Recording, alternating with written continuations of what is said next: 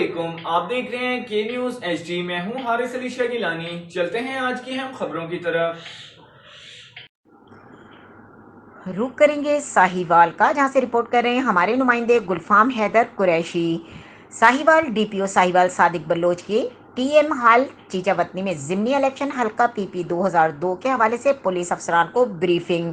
انہوں نے پولیس افسران کو الیکشن کمیشن آف پاکستان کے جاری کردہ ضابطہ اخلاق اور پولیس ڈیوٹی کے متعلق ہدایات جاری کی۔